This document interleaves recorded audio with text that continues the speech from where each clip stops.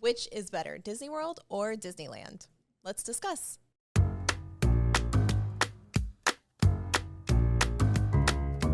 Welcome to Princess and Scoundrel, where we take you along our scrappily ever after from Fantasyland to Tatooine and everything in between. I'm Sarah. I'm Steven. And we are going head-to-head Disneyland versus Disney World. Now, we personally love Disney World, go multiple times a year. Yep. APs and everything. APs, they sucked us in.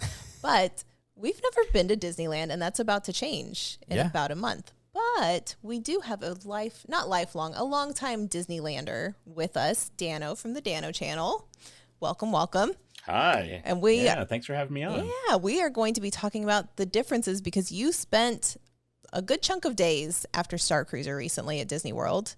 And so you were the perfect person to compare the two parks I recently did 5 days in Disney World in addition to Star Cruiser. Right. And so I've been a Disneyland person since the late 90s. That's a long time. That's a lifetime to some. Thank you. It is. All right. So it's changed so much. For Star Cruiser, you arrived 2 days early? I think you went in a day before. 1 day early. Well, that's right. You went like overnight. I did the red eye, and I got there super early in the morning and did Animal Kingdom. So how was it? How was Animal Kingdom? It was really good. So this Disney World trip was technically, like, for me personally, it felt like my first real trip. I had gone once in 2002 as like a graduation present, and I don't remember a ton of it. I was there for a week in Disney World, did all the parks back then, but I feel like I just don't remember it, honestly. And I went again in 2015 for a promotional thing with Disney, and it was like a comped paid for trip where I was basically just in a convention, and we'd hit the parks late at night when it was closed. They gave us like special access or super early in the morning before it opened to the public. So I didn't really get a true Disney World trip experience. It was more like a weird VIP couple of hours thing. So this trip last month was a real Disney World trip for me. And my first time going to Animal Kingdom and actually exploring it and getting to see what that park is all about. And I really, really loved that park a lot. Maybe it was the red eye flight that I had zero sleep and I was completely delirious. It's all documented on my channel. But I loved it. I loved wandering around that park, even just like not even riding anything, just wandering around the tree and looking at all the different animals. And like, I was into all of it and having birds fly around everywhere, just like parrots. Like I just kept like every couple seconds I'd be like, whoa, oh my God, what's happening now? Right. What a cool park. And it's that's so not different. Something we have in Disneyland. Yeah, it's completely different. Completely different. So did you go up to the Tree of Life and really look at all of the carvings on it? Oh, I got all up in it. Yeah. I was like, I ventured every little nook and cranny that I could without actually getting in line for Tough to Be a Bug, which is like located underneath it. Yep. But other than that, I spent probably about an hour and a half just wandering every little trail I could around the roots of the tree, trying to like point out, every animal that I could find. Did you? Just by myself. As a 38-year-old man by myself wandering the park, like delirious, like, oh, look, there's a squirrel, there's a tiger. Loved it. Did you do It's Tough to Be a Bug, though? I didn't, because I've done it before, and I don't like the bugs that poke your butt or your back. Those always are so unnerving to me that I'm like, nope, I don't need to ride this ever again. Or watch this ever again, I guess. It's more of a movie. Yeah, I can't. I refuse. I'm like, I've heard stories. I think that's the same thing. Like we've heard the stories. You've never done it at all? Mm-mm. Oh, you need to do it at least once. Do I? So we used to have that in California Adventure before they changed A Bug's Land into Avengers Campus, which was done last couple of years. Before that, we had A Bug's Land, and Tough to Be a Bug was there. So I was able to do that a ton of times in the California Adventure history. I remember doing it like the opening week of California Adventure. I was like, oh, this is my first time trying Tough to Be a Bug. And yeah, the seats, if you've never been on it, the seats, like when you get up to leave, there's little like, I don't know what you call them. They're little like bumpers or something in the seat that it feels like bugs are crawling underneath your legs. Mm-hmm. And it's like really creepy. And then there's also like not to spoil too much of it, but a moment where like spiders come down, and if you're leaning back against your chair, the thing pokes your back. through the bench that you're sitting in. And it's like a full like sensory movie thing. It's a lot and intense, but I didn't need to do that. I had more fun just drinking drinks in the world of Pandora and wandering around like a buffoon looking at animals. So were you able to see Pandora at night? No, I was so tired that it was kind of, the sun was going down and I had already been on both the attractions there. And I had done everything in the park and I was wet. Actually, I went on the Kali River Rapid just cause I was like, yeah, why not? Let me go on it. And I got on it and I was soaked and it was starting to get cold. I was like, yeah, I don't want to stick around for another like 40 minutes. I was already super tired. I hadn't slept like for 2 days. I was like, no, I need to get to my room and be fresh for Star Cruiser in the morning. So I didn't get to see the whole nighttime thing, but I'm sure it's beautiful. Like I've seen how gorgeous the river ride was, the Navi River ride. And that's very similar with the nighttime, all the flowers and the way everything lights up is gorgeous. I was like, you know what? I think I'm good. And I know it is something special and I should have stayed, but next time. Yeah. We'll be back for Star Cruiser. It'll be fine. Time. Yeah. And so as far as the rides at Animal Kingdom, how many of those rides are reskins of Disneyland? Right? Like I know you mentioned the bug life, or what is it? Yeah. Tough to be a bug. Right? Tough to be a bug used to be in California Adventure. Really, I think that's so you have the was it Chester and Hester's Dino Land USA, a little like trailer park theme park thing they've got in there, and those are generic kind of rides, right? Yeah. Like they're one of them's like Dumbo, except for it's Triceratops that go up and down and spin in a circle. So that would be one that's recycled. Dinosaur is basically just Indiana Jones from Disneyland, but reskinned. I didn't ride Dinosaur. I should have, It's but I didn't. Terrifying. I loved it. I remember it pretty well, actually. I do really like that. That one I did go and made sure I rode when I went in 2015 as part of that Disney Maker thing. I love dinosaurs. I'm a big dinosaur nerd too. So that and Star Wars. So, but I think really those two or three, I guess, because we said Tough to be a Bug, Dinosaur, and whatever that Triceratops thingy is, are really the only ones that are actual straight up reused. The Kali River Rapids is very, very similar to Grizzly River Run in California Adventure. I mean, different theme, know, doesn't talk about the same thing, but they're very similar in what they are. The one in California Adventure has an extra drop, but that's about it. Otherwise it's kind of the same thing. Yeah. But yeah. But you guys don't have like an Expedition Everest, right? No, that is unique. Did you ride that Disney one? World. I didn't ever. Not on any of my trips. It was closed in March when I went. And when I went in 2015, I just didn't have the time, I think. And then when I went in 2002, it just wasn't open. I think it closed for rain or there's something going on. I feel like it does close very often. So Yeti's a finicky one. It's so good though. It's like one of the best. You missed out. Next time. Yeah. I know. Next time. We'll go at night. We'll go to Animal Kingdom. We'll go hit the highlights. Yeah, we need to like dedicate some good park time with everybody next time we go to Star Cruiser as well. So whenever we go on our trips, it's always funny. I love Star Wars. I love going to Batu and doing Smuggler's Run. But out of all the rides at all the 4 parks, the Avatar, the Flight of Passage, is probably my most favorite. And it's like a Soarin', right? It's a Soarin' ride where you're just watching the big screen. But I think the thing that I like about it is it's like it feels like an individual ride because you're on like your own little seat. You have your own, you almost are separated from the next person, and it feels more personal and not you're with a bunch of people. Because like Soarin', you're buddied up, whereas this one feels like you're on a mug. You can see people's legs dangling above you, and so this one feels even more. I mean, you could turn and you could see everybody, same situation, but it's one of my still favorite rides. And, over Rise of the Resistance. It's again, it's there. It's the love of Star Wars is like there, but having to have people like there's sometimes people ruin it. And there's different things like that. That's where it kind of like it takes away from it. If they're trying to be funny and it changing the store, right. getting you out of that feeling. Whereas like the Flight of Passage, it's just me, right? I could feel like I could watch it and enjoy it, and when she's talking to me or whatever. So I think that's one of those big things that I enjoy. Have you guys ever ridden it together, or has it always been just you because of the parent swap thing?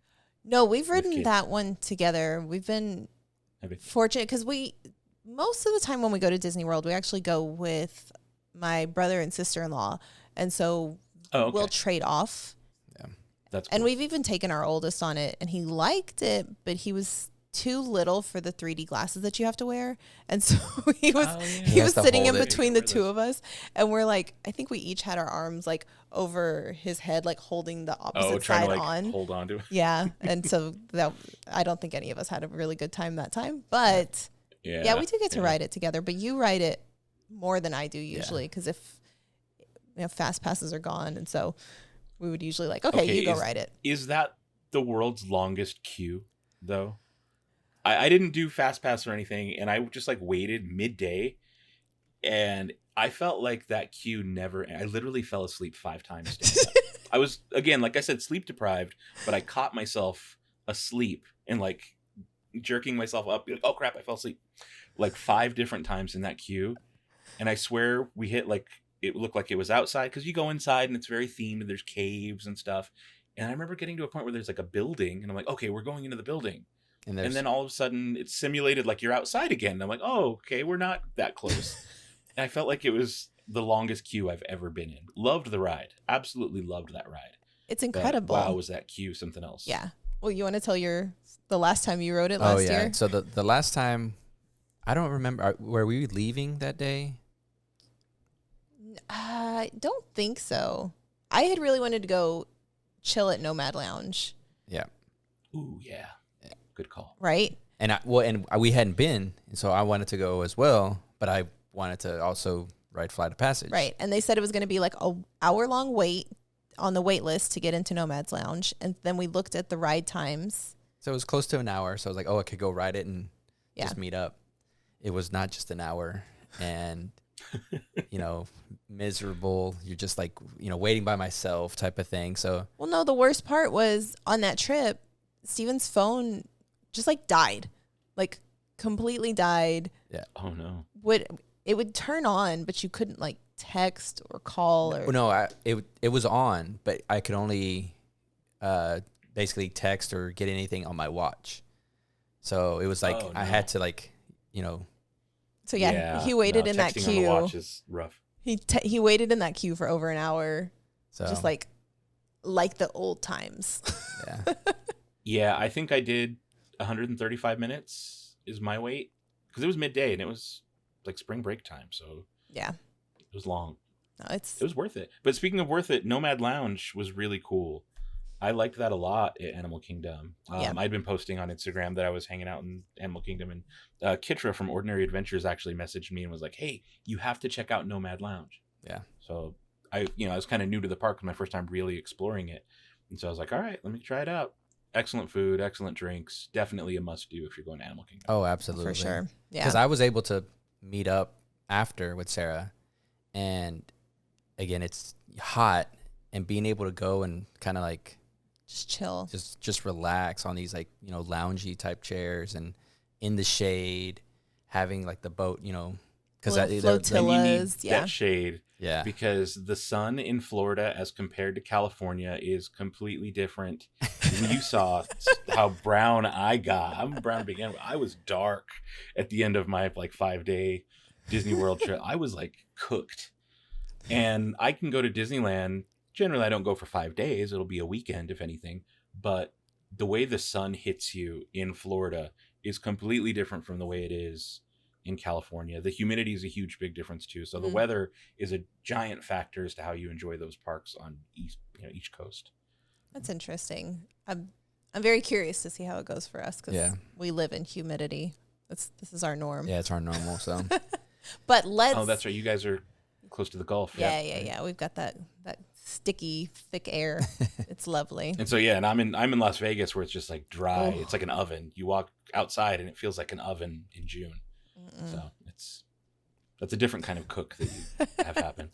All right, so let's move next to Epcot, because Epcot is another park that is unlike anything you guys have over at Disneyland, right? Yeah. So I know it's completely unique. there was still a lot of construction going on probably when you were there in March. A lot of the Future World stuff was still under construction. A lot of walls still up everywhere. Yeah. But for the most part, everything was open other than the new Guardians of the Galaxy coaster that's opening next month. I feel like everything else was still functioning. Spaceship Earth was there. That's a really cool, unique ride. Mm-hmm. I was able to do Test Track, Mission Space. Everything else seemed open. It's just that whole area they're doing construction to in between that made that whole half of the park seem a little weird. Right. It's a little bit of a maze right now. Before it used to be like pretty open and you could figure out like, oh, Test Track's over here, so that means I need to go this way to do whatever. Yeah, the construction walls did make it a little bit like a maze. Right. For sure. For the most part, that park is unique except for Soarin'. Mm-hmm. Soarin' is originally from California Adventure. It was Soarin' over California. And then they brought that over to Epcot, and it was also Soarin' over California, but they only called it Soarin', even though it was the same movie with footage from California. And then they changed it to Soarin' over the World at both coasts. And I think right now for Food and Wine at California Adventure, it might be ending soon or just ended, but they had Soarin' over California again. The old original footage was brought back to California Adventure, and the one in Epcot is still just Soarin' over the World. Right. I prefer the California one. I just thought it was cooler. I mean, but it maybe doesn't. If it's there, we'll be able to do it. It doesn't have the leaning Eiffel Tower though. Leaning Eiffel Tower? Did you not? Yeah. It's the way the camera I don't remember. bends. Oh, with the weird So thing. So it just kinda- poor I thing. don't She's a little tired. I feel like I only did the Soarin' over the World one once in California Adventure, and I was like, that's fine. But I didn't like it as much as the California one. I have an attachment to California Adventure because I was there the opening week. That's cool. Back in like 2001 or whatever. So I do have an attachment to like even the bad stuff like Superstar Limo, which is notoriously one of the worst Disney rides ever made. And now it's Monsters Inc. But even that I liked for weird reasons. So I have a little bit of an attachment, and I have a built-in bias towards the West Coast parks. Right. Even though I don't live in California, I live in Nevada. Part of the reason I even moved to Nevada in 2002 was so I could go to Disneyland often. Like that was literally part of the decision. Really? Of where we went after we left high school was like, hey, we want to go somewhere where we can go see all our favorite bands.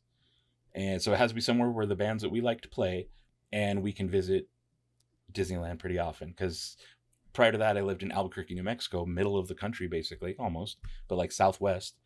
And getting to Disneyland was a 8-9 hour trip. Oof. In the car. You could fly, but we would drive.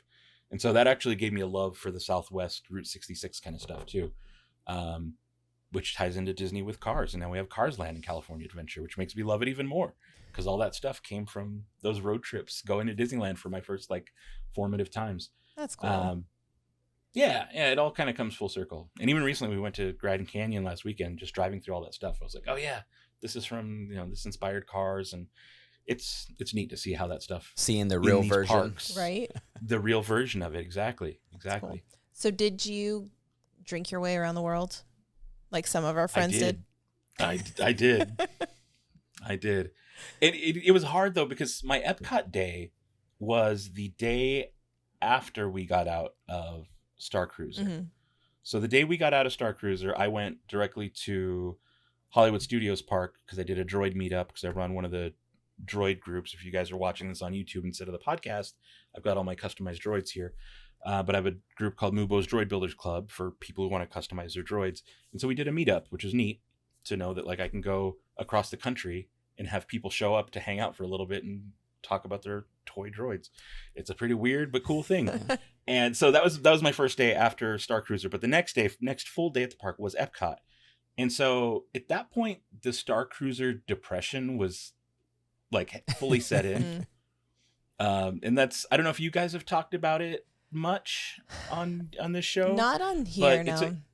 It's a real thing. The depression like really does hit. I mean, it does with any Disney trip, really. If you spend a week in Disney World, when you get back home, it's kind of like everything's just like, ugh, I could be drinking around the world or whatever. Ugh, like life. I think it's just facing reality. You're kind of like, I'd just be nice to Yeah. be away from But it's on another level with Star Cruiser, though. It is on a completely different level with Star Cruiser. Absolutely. And so my Epcot day drinking around the world was kind of like a sad. It was like a sad drunk around the world.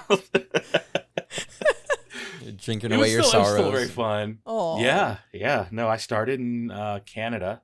And luckily they had Flower and Garden going on. So there were a lot of kiosks in each country with different unique foods and drinks, which made it worth doing. I think if there wasn't Flower and Garden going on, it would have been a little bit more difficult to like enjoyably drink around the world. Because I had fun trying all these different like specialty drinks. One with like maple and popcorn or something in it. Yep. You know, there was like weird stuff. I was like, okay, yeah, let's try the crazy weird stuff with these little booths. So that was nice that was going on. But I did make it all the way to, is it Mexico? I think. So you started in Canada? That's a big debate. I don't know if you know that. I've heard, and I probably should have started in Mexico. Like ideally I would have, but because I was staying at Pop Century, I took the Skyway, Skyliner, Skyliner to Epcot. And when you do that, it takes you to the backside over by France. Right. That's your entrance. And so I was like, well, I'm already on this corner. And Epcot is such a huge park. I don't know if it's the biggest park, but it sure feels like it's the biggest area-wise as far as like the spread. Animal Kingdom is because you got the safari. Technically. But you don't. But walking-wise. But like as far as walking area. Yeah, if you're like in Norway. Epcot's gotta be bigger. And you want to be over in like England, good luck. It's going to be, I'll see you in 20 minutes. Cause it's a trek. It is. And the World Showcase is only like, what, 3/4 of the park? Because Future World, I wouldn't say is half, but it's a little bit less than half. Yeah. But World Showcase, walking around that, especially after 8 or 9 drinks, is a lot. And they're very sugary drinks, and they're not super strong, so it's not like you're completely tore up or anything. Right. Yeah. But you are having a good time by the time you get to Mexico from Canada. Yeah. No matter how sad you are. It's a good park, and I think what I really like about Epcot is we can go and like eat and drink our way around the world, but they also have these fun scavenger hunts when they are doing festivals and things like that. So there are things that we can do with the kids to get them excited for each of the countries as we're like enjoying the festival. Well, I think the funny thing. I think the funny thing is when I remember going as a teenager, we went to Animal Kingdom wasn't open I don't recall going to Animal Kingdom, but we went to Epcot, and as a teenager, I didn't enjoy it at all. There was a couple rides that I'm trying to think of like what we did, but I just found it to be like incredibly boring. I hated it because again, like the educational boring part. Yeah, it was I don't want to learn. It wasn't, I couldn't drink, and it wasn't like I wanted to drink, but it just wasn't my, right. The vibe. But now as like an adult, I'm kind of like, oh, it's pretty good. Nice. Like there's not kids here. There's not that many kids, and you could kind of go do your own thing. And so on the subject of drinking and alcohol in the parks, Epcot is, if you're an adult and want to do that kind of thing, Epcot is the place to go in all of Disney World. I felt like that's the best place to get in a good, cool variety of different drinks. Disneyland doesn't have that, really. We have California Adventure, which does serve beer and a lot of the specialty cocktails. Now they're doing those food festivals and stuff, which is fun, but it's not nearly as big as Epcot. And it's really the only place. At Disneyland, you have the option of Oga's, which is kind of hard to get into. And I think there's another restaurant now in New Orleans Square that does serve alcohol, but it's also very difficult to get into. I think Blue Bayou added alcohol recently. But for years and years and years, Disneyland itself, no alcohol at all until Galaxy's Edge opened in 2019. That was the first time. So if you wanted any kind of, fun like that, you'd have to go to California Adventure only. And even those options were mostly limited to beer and a couple signature cocktails here and there. Yeah. They do have the wine area, which is kind of nice. So like the whole winery. But they've leaned into that more over the last, 10 years or so, where they're really like, no, we want to make sure this is the park, or we have some park that we can do a lot of that kind of stuff because people like it. And Epcot, that's some of the fun of Epcot, is being able to do that kind of stuff and go explore all the different countries and try the, Grand Marnier slushy in France. Yes. And that was a good one. Yeah, it's so good. We've put away many of those. So, okay, on the subject of drinking in the parks, you went from Epcot, which you can like stumble and run into the next booth where you can buy a drink, to then Magic Kingdom, where so there's very few places that serve alcohol in Magic Kingdom, and it's not like you can buy a beer and walk around. And if you're depressed and like not feeling it in this busy park, which is where I was. So I was at the point of like, okay, this isn't Disneyland. I kind of mentioned I'm biased towards Disneyland. That's my park. That's my home. It is a smaller, more cozy park as compared to Magic Kingdom, which is larger in scale in like every way.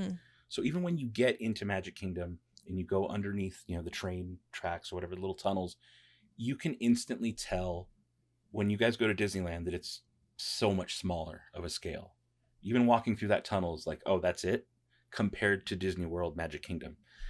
Same thing on Main Street. You come out on a Main Street, everything on Main Street in Magic Kingdom is so much taller and there's like actually bigger, where in Disneyland, they use a lot more forced perspective and you can tell it's like really small and cozy and, so huge difference in feel. To me, Disneyland is so much more comfortable and cozy and cute and homey, and Disney World was just like almost overbearing. It was big and it feels busy, and it feels very busy. And so on the subject of drinking, no, you can't get anything. Like if that's something that to me made me feel like, okay, this feels like home, but like Bizarro World, because you have the castle, same like focal point in the center, and it looks like Disneyland. It's laid out similar to Disneyland, but it's not Disneyland. So if that's your home park, it just feels weird being there. And there's a lot of the same attractions there. You've got your Space Mountains, but all of the same in like Splash Mountain, teacups, that kind of stuff. But all of the attractions there are different. They're not exact carbon copies of the ones in Disneyland. Right. They're all a little off or different. Something that's, I wouldn't even say a little, kind of a lot. Like Space Mountain. Yeah, Space Mountain in Disneyland, you sit side by side. So I'd be sitting there next to someone, where in Disney World, you sit in a row, like, butts to nuts, I guess. Like, that's kind of how you're sitting in like a single file row. And it gives it a completely different feel of the ride. Right. Well, like the one in you guys don't get Magic that Kingdom awkward, like having to climb into and climb out of Space Mountain seats, because that's awkward. So you don't get to experience that. Over there. But it makes it a completely different ride. Oh, I bet. And similar, but opposite, I guess, in the reverse way, Splash Mountain, yours is double. You sit side by side in Disney World, but in Anaheim, you sit single file. So it's kind of like a weird trade-off. And that kind of that makes the actual drop feel different on Splash Mountain. That's when you're side by side. It feels like less. When you're single file, that drop feels bigger. So there's things like that. The Haunted Mansion is a different layout. Yeah. You guys have extra stuff in your Haunted Mansion. Oh, really? So you guys have like an extra room or two. Oh. And the queue for yours has the different, like the singing statues, or not the statues, but there's like the busts. Some weird busts that are outside the queue. Do you guys have the musical stuff?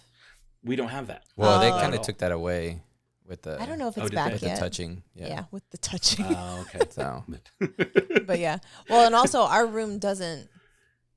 Our stretching room just stretches up. The room stretches up. Okay, because it doesn't physically need it's to not go an down elevator. like Disneyland does. Yeah.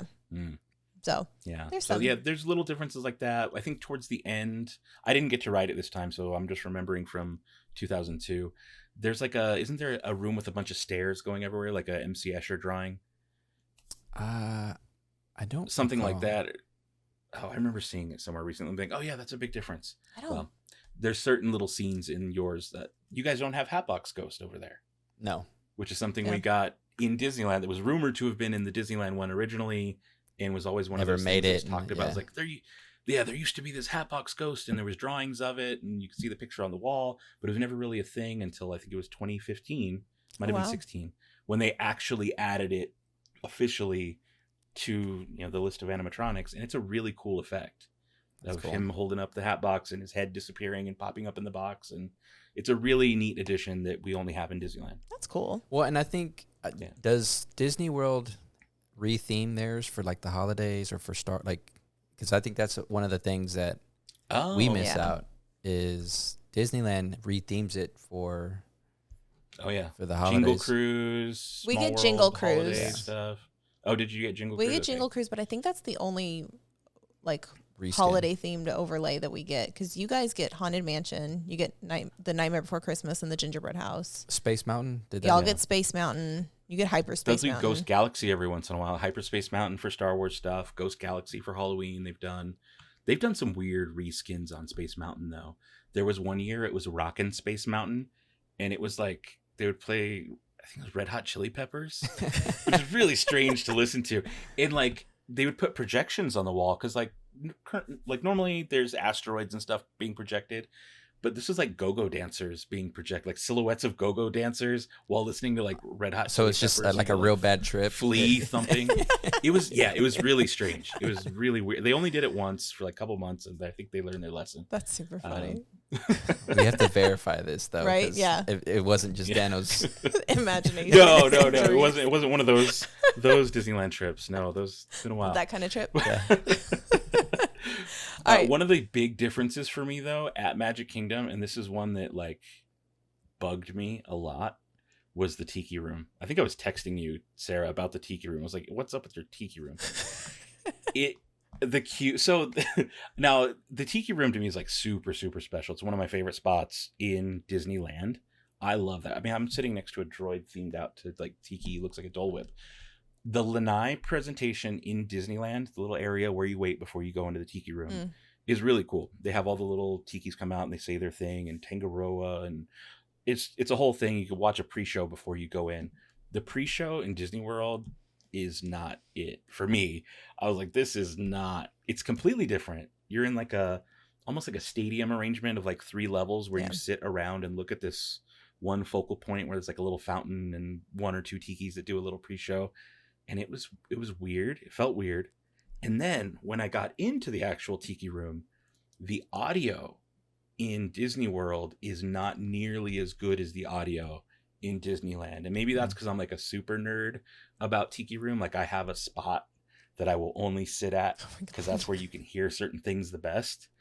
But for the 50th anniversary of Disneyland, they completely gutted and redid all the audio for the Tiki Room. And it has sounded beautiful since then. And so all those little things, like certain birds, even when they chirp at certain parts of the songs, like I can pick those out. And to be in Disney World, Magic Kingdom, and to sit in there and be like, okay, the lanai's off, the sound's off. It looks virtually the same, especially now they got rid of the under new management thing. When I went in 2002, I think it was Tiki Room under new management, and it had like Iago and Zazu.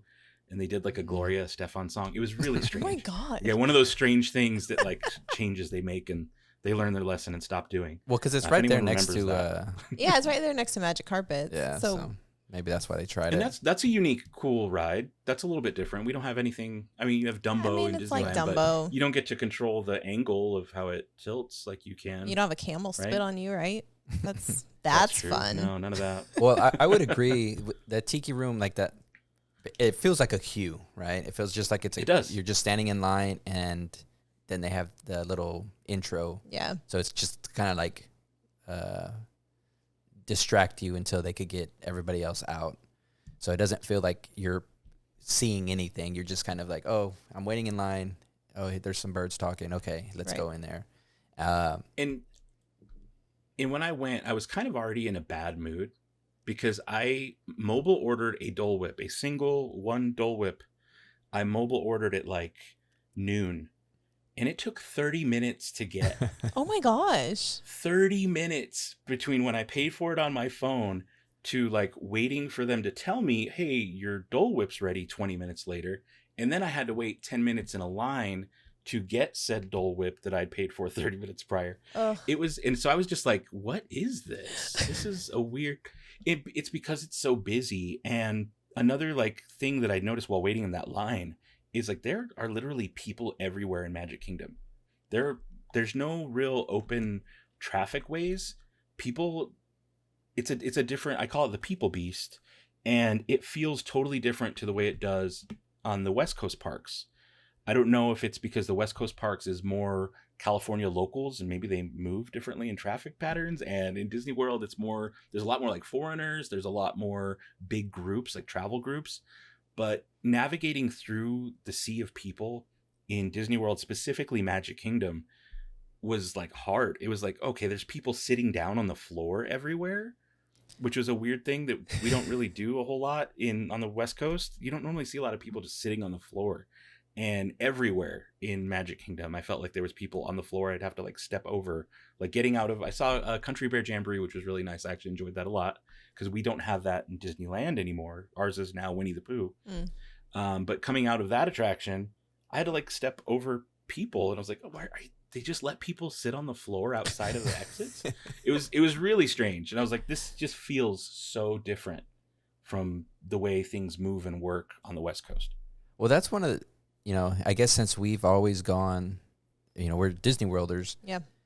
We're kind of used to these like huge, groups, schools. Life can be better, guys. Family. Life can be better.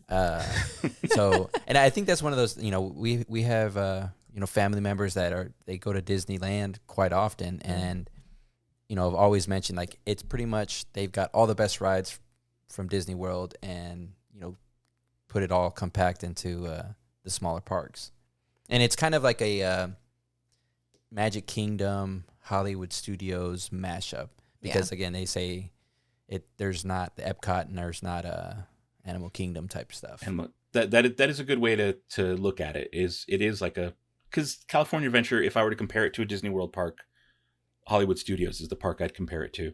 And then of course Disneyland and Magic Kingdom are the same but not. It's just so weird. To me, it's so weird. It's just as somebody who's like been to Disneyland for years and years to go there.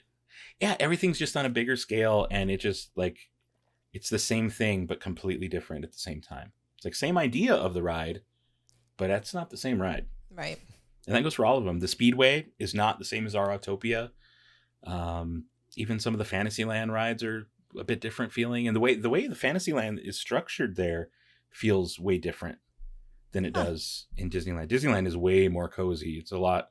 And while being more cozy and not having as big a walkways as it does in Disney World, I feel like Disney World felt more congested still. Even though the walkways were bigger, it still felt way more congested to me. So, yeah, I don't know what exactly explains that. But when you guys go next month, I like pay attention and think of that. Like, I want to know. I'll be bugging you. I'll be asking, be like, what do you think? What do you think? You will. Yeah. I know you will. So I think that leads us now to probably our most favorite park. The best park is Hollywood Studios. And I kind of, made that comparison that it's, your California Adventure to the Hollywood Studios because this is where it's the not regular Magic Kingdom or Disney type rides. It's all the new and kind of fun stuff. How did Hollywood Studios? It's a lot of unique stuff there. Yeah. In Hollywood Studio, Rock and Roller Coaster, that's completely unique. Like, yeah, there's a lot of good stuff. I guess Star Tours isn't, and that park's changed a lot. The Studios park has changed, I would say, almost as much as California Adventure has changed. Mm-hmm. So when California Adventure first opened, a good chunk of the park was focused on studios. Like I think they were trying to go for the same vibe as Hollywood Studios Park. Then it was called MGM Studios, I believe. Right. And there was they're still there. It's still a studios-ish area of California Adventure, but it's been changed so much over time and little things have disappeared that it doesn't feel like it. It really doesn't feel like it. It just feels like we don't know what to do with this chunk of park because we built so much into Avengers Campus now. And just they've changed a lot in 2012 when they revamped the whole front of the park and added Cars Land. So it's different, but it is similar in the way we have a Cars Land where Hollywood Studios has a Toy Story Land. Yep. And so there's that kind of thing. That's one of the newer additions to both of those parks. Galaxy's Edge, though, it's different. And that's like the big thing for all three of us here is like Galaxy's Edge. That's like life. Yeah. And that felt different. Really? Like if you were to ask, yeah, it did. And part of it is the people beast. There were literally people sitting everywhere, which is like, this is strange. People are just sitting on the floor all around the Falcon. Nobody does that in Disneyland. Really? Nobody would be sitting like right against the barricades. That, you know, because underneath the Falcon there's those barricades that, like, surround it. There was literally just like people sitting down on the floor, like their butts on the floor, all around those barricades. I'm like, wow, what do you guys like? Because people take pictures in front of the Falcon, and you just have a bunch of people sitting down on the floor in the background. It was, to me, it was the strangest thing, because in Disneyland nobody does that. We sit on the other ends. There's like places to sit, and it's kind of like. So wait, what are you saying about Disney Worlders? It just felt weird, man. I don't know what you guys are doing over there, but it felt weird. That and Galaxy's Edge, certain parts of it, like the entrance from Toy Story Land, which is different than the entrance we have in Disneyland, which comes from Frontierland. It's like physically the same space, but it looks different the way it's set up. You guys have a crashed pod there that's supposed to be where DJ Rex landed. It's like his crashed pod is part of the story. We don't have that in Disneyland. But that area in front of Droid Depot and over by the little Salju station where sometimes the stormtroopers hang out up top, that area felt smaller in Disney World. It's Hollywood Studios Park. Felt smaller than it does in Disneyland. To me, in Disneyland, it felt more open. Like the area by Savi's, between Ronto Roasters, that whole chunk just feels more open in Disneyland. And it just felt tighter in Galaxy's Edge. That's surprising. Yeah, I think that's, you know, when you, as you're talking about it, I think that comes from just the amount of people. It's just like, but there was something physically to it too, because I remember looking up and feeling like this. It feels a little taller. Maybe there was more trees or something in that area that made it feel bigger. But I felt like that you get more sky, you get more of an open view in Disneyland as opposed to Hollywood Studios in that area specifically. And then our Resistance area is different from what you've got in Hollywood Studios. How Ours so? takes a little bit more of a, there's a little bit more of a path. So at the end of the marketplace, you go all the way to the end of the marketplace past Creature Stall. There's a little wooden carvings and everything. And then you exit the marketplace, and that's where you start to get into the Resistance area. In Disneyland, there's a little bit more of a winding path that you take. It's not huge, but there's nothing but that path. It's like, it's a narrow path, not as wide as what you've got in Hollywood Studios, but it's just like, it takes a little bit longer to get to the Resistance area. And then you get there, and then it kind of opens up. Yours is a bigger path where it's like open more immediately. Because I feel like just the other side of the marketplace, there's a little bit of trees masking it, and then your X-Wing is there. Yeah. Ours, we don't have that. Ours are on a different side. And they're kind of swapped where you have the A-Wing and the X-Wing. They've kind of switched positions on those a little bit. Ours are both on the left, the X-Wing, and like if you're headed towards Rise of Resistance, our X-Wing and A-Wing are right next to each other on the left side, where in Disney World, they're on two different sides of the entrance to Rise of Resistance. And that whole area just feels different. And I don't know which one I like better, because I actually did like that, the way it was set up in Studios Park, because it was different, but I was like, oh, this kind of works a little bit better. It's nice because it's kind of tucked away, so they usually have a PhotoPass photographer right there by the X-Wing, so you can take pictures there as well. So it's kind of, it pushes people into this nice little corner, so they're not sitting on the floor, which you just despise. They're doing something. Why on the floor? Where else are you going to sit? I think the whole sitting on the... No, you're right, because there's that many people, that many more people there, that there's nowhere to sit but the floor. So it just gave it a different vibe altogether. Even the area between, and this, I feel like this might be me more nitpicky, but between Doc Ondar's and like Docking Bay 7, that felt tighter too. But it might be because when I went, there was a big queue for Doc Ondar's. Like a lot of people waiting outside, and they were doing the mobile queue where you have to like put in your thing just to buy lightsabers, because there's been a lot of supply issues over the last year. And they, at East, like notoriously in all the groups, like they talk about like, hey, there wasn't stock on lightsabers for a while. Like they had maybe one or two options while Disneyland was getting everything, because the West Coast is where a lot of the shipping stuff comes in. So we had a lot more people over there be like, oh, look, got my new lightsaber. And there's a lot of East Coast envy because it just wasn't happening. But during that first week of March, like in the week like prior to that, stock had come in. So there was a lot of excitement over there about the legacy lightsabers being back in stock for the first time in a long time over at Hollywood Studios. So one of the things that I kind of thought, especially now going to Star Cruiser, is Smuggler's Run and Rise of Resistance are connected to Star Cruiser, right? Like they're a part of that story. Yeah. Do you think we should have had some kind of different ride at Batuu West to kind of just give us a different, I mean, that way we do have a true Batuu East, Batuu West, and more. It gives us more instead of having the same ride. So before I went on Star Cruiser and experienced all of that, I've heard people say like, oh, they should have made them two separate parts of Batuu, like made them completely different, a reason to go visit both. And I always disagreed with that. I was like, no, I understand why they want them to be the same, because you want to have that same Galaxy's Edge experience no matter where you can get to. Yeah. They want to keep that similar. And, it's pretty much the same minus little layout changes here and there. After Star Cruiser, though, I do wish they were different. Because Star Cruiser does change it. It makes like when you're sitting there playing on the data pad and doing all that stuff and riding those rides, it does mean something more now.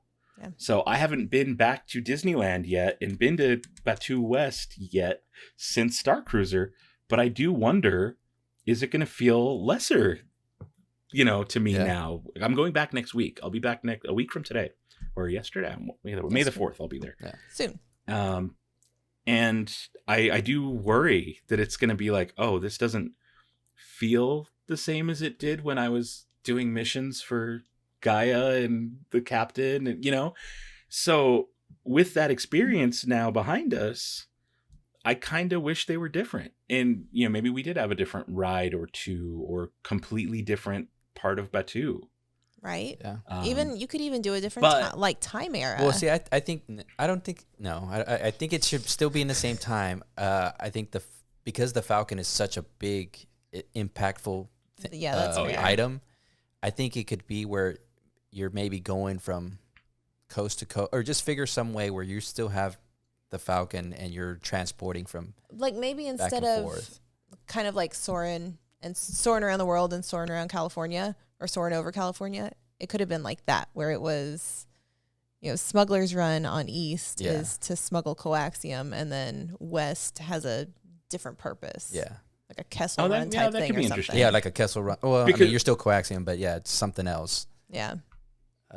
So while I do feel that I wish they were different, I'm also really torn on that, because I wouldn't change anything about the Star Cruiser one, right? So I like East being attached to Star Cruiser and how that worked.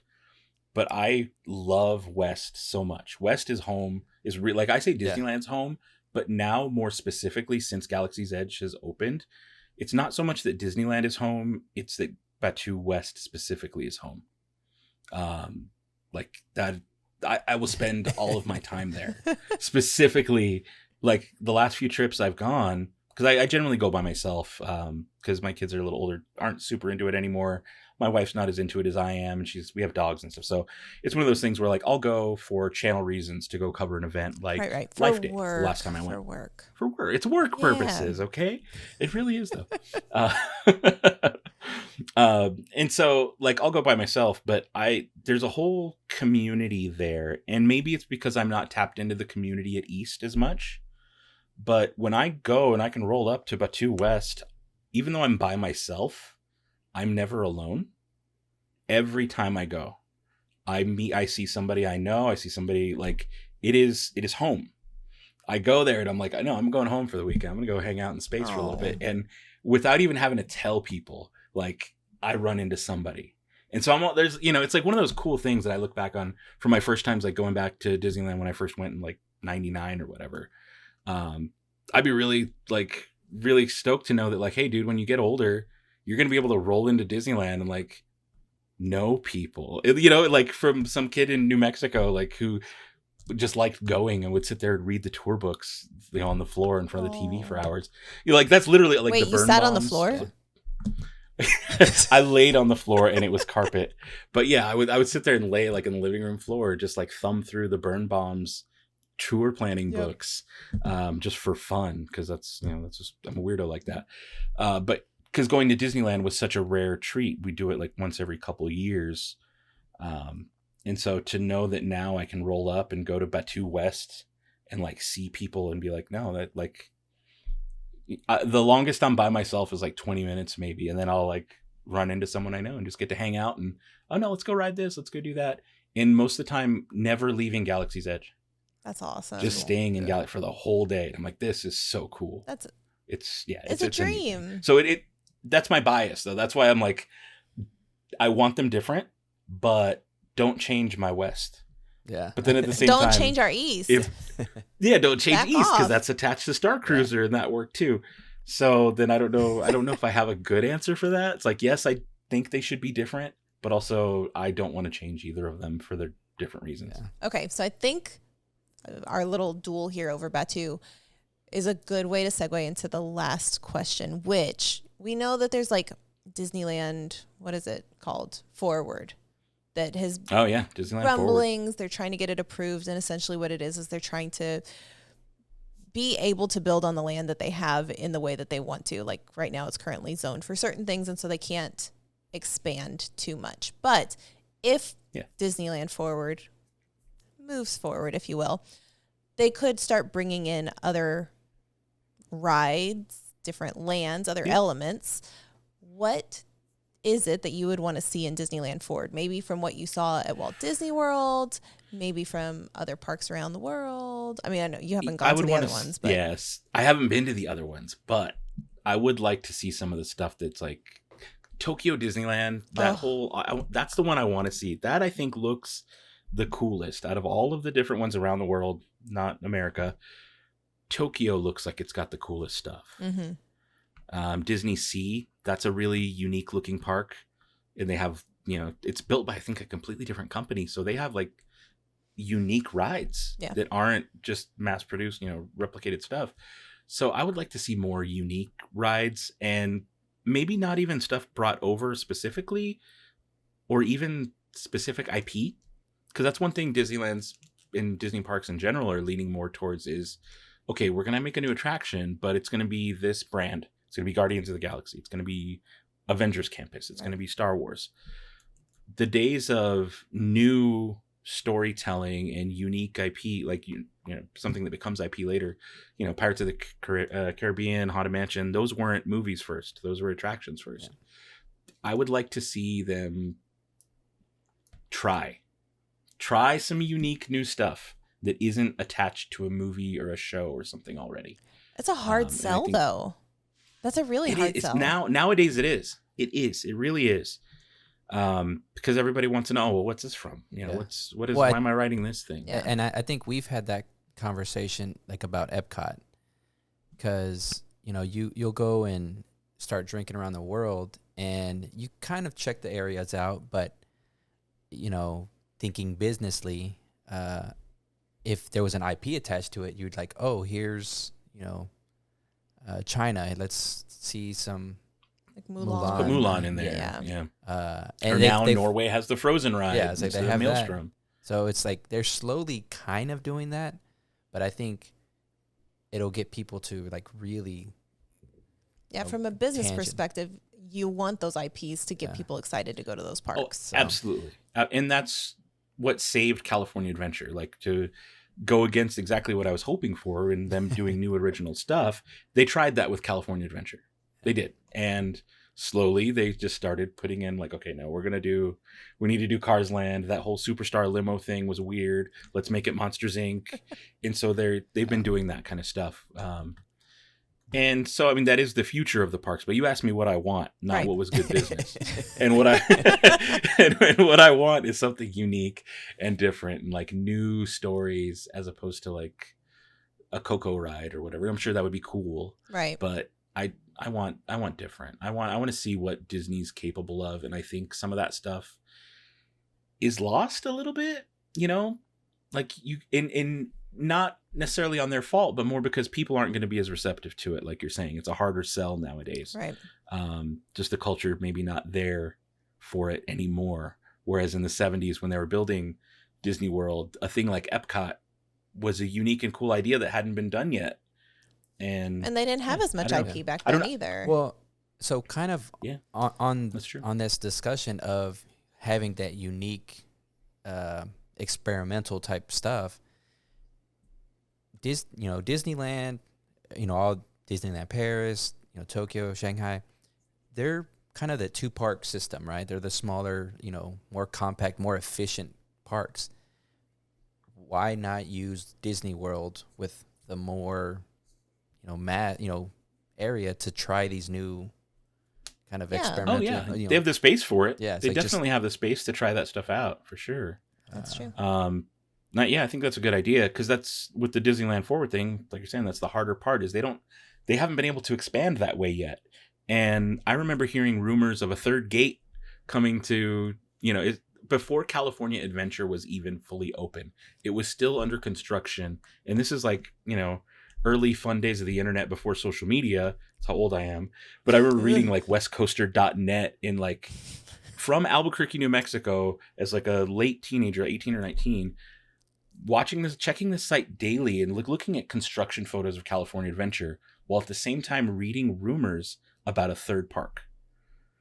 And it's like, so nice. Here we are, 2022, still no third park. We're getting that much closer with Disneyland Forward and a lot of the announcements they're doing, but like it still hasn't happened. Right. And a lot's changed in that Anaheim area in that time. And just the parks overall have changed a ton. Well, we'll see about that. We'll be there hanging out with you. I'm definitely excited for it. Just because, again, what I've heard and seen is I could appreciate the efficiency of it. We love efficiency. Yeah, I love efficiency. But just that feel of like, okay, maybe they cut out that filler of Disney World. Like I love Disney World again. That's kind of our home. Yeah. But being able to say like, let me go over here, like efficiently go to all the fun rides without all the filler and walking around and maneuvering and stuff. I think you're going to enjoy it a lot, but it's going to feel small to you. Everything's going to feel small. The castle, you're going to be like, oh, that's it. Like it is very small in comparison to Cinderella's castle in Disney World. Way, way smaller. Like even when you first look at it, when you enter the park, you might even be a little disappointed when you see it, but it's not disappointing at all. And you can actually go in it and it's like, it's cute. It's very cozy and it's homey. It's a very homey park. I feel like it's Walt's Park. Like bless her heart type of thing. No, like a house, like a realtor. It's real cozy. It's cozy. It's a cozy. It's a really Can we do a cozy count on this episode? But but it is though. Like that's the feel of it. It's more of it's Walt's Park. People call it like the nostalgia park. When they announced the Space Mountain Tokyo update the other day, I posted a picture of it and posed the question like, hey, would you like to see this come to Disneyland? And it's kind of a mixed bag of answers that I got. But a lot of people were saying, no, don't change Disneyland as much. And I think that's what the larger audience feels, just based on the feedback I've seen, is people want to keep Disneyland as old school as they can. Not old school, but like keep Walt's original attractions there. Because that was his park. Right. Yeah. That was like the only park he actually was there while it was opened. He was there part of the building of Disney World. But Disneyland is Walt's Park. That's the true like vision. And so there's a lot of that nostalgia built in. And some of those rides, like Tiki Room specifically, like it just feels different in Disneyland. Yeah. And there's a lot of that. The castle feels different in Disneyland. The one in Hong Kong is basically the same layout as the one in Disneyland, but from what I've heard, no, Disneyland is the better one in that case. And so it's a different vibe altogether. And we have, unique stuff too, like Matterhorn. There's no Matterhorn anywhere else. But I am curious, since it's going to be your first time in a couple weeks, what are the rides that what are your must-dos while you're in Disneyland? I have one. Only one. One. Guardians of the Galaxy Mission Breakout. That is the one thing. The Tower of Terror. That's not even in Disneyland. I know it's not in Disneyland. It's in Disney. It's in DCA. But of the two parks, wow, that is the one that I have to do because Tower of Terror is my hands down absolute favorite ride of all time. It terrifies me, and I get butterflies just looking at the tower. But you have the best Tower of Terror out there if we're comparing, like compared to the California Adventure one we had before Mission Breakout. Yours was the better Tower of Terror because you have the fifth dimension room. Oh, did you not have the fifth dimension room? No, it all stayed in one shaft. Oh. That's the part that terrifies me the most, is when you start moving. That's the coolest part. That's the coolest part. I love it. It like, I just like a laugh. plus for Disney World. I like scream laugh the entire time. But once they themed it, and they redid like the mechanics of the ride to Guardians, where it's more of a hang, like a different ride instead of a drop, right? You hang feels longer. more intense, but it's so much more fun. Oh, I'm so excited. I like it so much more better. Yeah, that's the one. We're doing that one. That's the one thing that I have to do in both. So parks. I haven't been to Avengers Campus at all. Oh, really? I've been so on we could do that together. Mission Breakout. I've been on Mission Breakout because that was there before Avengers Campus opened. But I'm stoked. Yeah, Avengers, like we all get to do Avengers Campus for the first time together. That's fun. Yeah, that's definitely what the two. I want to do Cars Land and yours Avengers is Campus. Cars Land, and it's just because these are lands that I don't see normally. But no Disneyland specific rides. You're not curious at all about the Disneyland versions of the same ones you guys have in Magic Kingdom? If we had time, I think if it was like a Disneyland specific time, here I have a list. Then I think we would definitely try to just to see the comparisons. But because we're going on a party night, no sleep, like a long weekend of no sleep. We're gonna be dying by Sunday. Yeah. When we hit the actual park Sunday, we're all gonna be just like beat. So my top one for Disneyland is Small World. And I don't like Small World at all. I've only ridden it once because we got stuck in it, and I've had enough for a lifetime. But it's different, and it's one of the nostalgic ones, and so I want to do that one. And then Hyperspace Mountain, Indiana Jones. It is going to be Hyperspace Mountain for the Star Wars night party, right? They haven't said specifically what the dates are for it, but I would assume. I think so. Since Celebration's happening. So I want to do Hyperspace Mountain. Yeah, at least it may not be there when I go next week, but it will definitely be there when we all go on Celebration. So that's cool. Hyperspace Mountain's going to be really good. Yeah. Plus, you kind of two for one on that, because, I mean, it's basically Space Mountain, because you're getting to physically do Space Mountain without the same soundtrack, but you're getting the added features of Star Wars. So that's a really good one. Yeah, that's definitely up there on the list for me, too. Yeah. I'm trying to think what else is special that we have over there. We have New Orleans Square, which I think is way better than Liberty Square in Magic Kingdom. I think Liberty Square is just kind of like a pass through. Yeah. Haunted Mansion. Yeah, I mean, there's Hall of Presidents, which is fine. It's fine. It's fine. I was that like, area's fine. I made it a point to do it in 2002 and in 2015 to do Hall of Presidents. First, I just did. But this time I was like, no, I'm not. It took us a long time. Not having it. It took us a long time to actually sit down and do Hall of Presidents. And see, I like that stuff. Like in Main Street in Disneyland, we have the Abraham Lincoln Great Moments with Lincoln. Mm-hmm. And I think that's a pretty cool little thing. I like to, there's a little museum area in front of that you can look at, and just wandering around and seeing all that cool old stuff. I enjoy quite a bit, actually. Oh, it's cool. Yeah. But I can see why that's not high priority. Yeah. Right. Next time. But yeah, we've got like a small list of things we'd like to do in each of the parks, but we'll see how much we could actually get. We're trying to set our expectations like really low, because one, we're going to be with a bunch of people, and so the bigger you get, the less we're going to be able to do. The harder it is to get what you want. Yeah. And then because we're doing like Star Wars nights, and we will be coming fresh off of Mos Eisley, the full day that we're at the parks, like setting that bar real low. It's going to be. Why is it that we always have to like hang out under these circumstances? I know. Time crunch, like no other. Yeah. No other. But that's funny. But yeah, that's it. Yeah, so, I think eventually we do want to have a Disneyland only trip, just because whenever we do a Disney World trip, we do give it a couple days, to give each park, it's 1-2 days. Yeah. I think you owe it to Disneyland and yourselves to do that. So yeah, I think we'll eventually go out there and kind of give that a run, and be able to give a good. Yeah, let me know when you do. I'll join up over there. Yeah, you'll be our VIP tour guide. Show us around. I'll watch the kids so you guys can ride. Yeah, you go together on stuff if you need to. I'll pay you in blue milk. Okay, fair enough. Copious amounts of blue milk.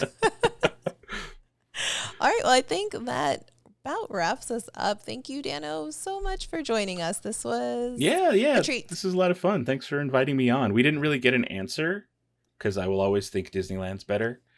And, it's one of those things, we didn't really get an answer to which is better, but hopefully we gave the listeners and watchers or viewers an idea of what the difference is if they haven't really been yet. Hopefully so. And I mean, we can't really form a good opinion. We've only been to Disney World at this point. Which means we have to do a follow-up. Yes. We'll have to do a follow-up sometime in June or something. We will. Once this is all done. June. Psh, you think we won't be busy in June? So, yeah, hopefully we have like a little bit better grasp on the Disneyland, Disney World, which is better. Right. The competition. Yeah, I'm really curious to like see your feedback. Having never been to Disneyland, like I'm looking forward to your first time going a lot, which is weird because I'm like I've been a billion times, but it's neat because I don't get to see that often where people haven't been yet. Are you going to be like the stage mom that's like following us around with a camera? Like, well, I think there's that bit of excitement when you see somebody. I think I'm just going to observe. Yeah, there's that excitement of something that you enjoy, seeing somebody else see how they enjoy or react to it. And, yeah. Yeah, and I mean, I don't think we're going to be devastated. Well, I think that's the thing is like we can't really be disappointed in Disney in the one of the parks. Yeah. I think it's more of like a comparison, like the castle is smaller, it is more cozy. But if y'all say cozy, that's all on it's this, going to be on this trip. I think it's. Again, I'm excited. Parsland, I'm excited for that. Cone, so that's true. It's going to be real cozy. All right, get out of here, Dano. No, thank you, Dano. Thank you for joining us today. Yes, we appreciate it. Thanks for hanging out with us. It won't be the last time. All right. Oh, and Dano, please share where people can find you on the internet. Oh, on the internet, on the Dano channel here on YouTube. If you're watching on YouTube, I don't have a podcast. No one wants to just listen to me. But Dano channel on YouTube, Instagram at Dano Flores, and the Dano channel on Twitter. So find out all my weird Star Wars crafts and weird adventures I get into, painting my face and dressing up like aliens. It is weird stuff. It's very entertaining stuff, though. But we will also include links for your channel in the bio. So thank you. We will see you again soon. Princess and Scoundrel is part of the Thank the Maker network. So make sure you check out Adam, Ryan, and Nick over at Thank the Maker and Mike Forster on Armor Party. It's a lot of good Star Wars content. Make sure you go check them out. And yes, if you enjoyed this, please consider liking, subscribing, sharing, leaving a comment. We really appreciate it. Dano was an awesome guest on this episode, so please go check out his videos over on his YouTube channel. You can see me over there on a handful of those as well. But thank you so much for hanging out with us, and until next time.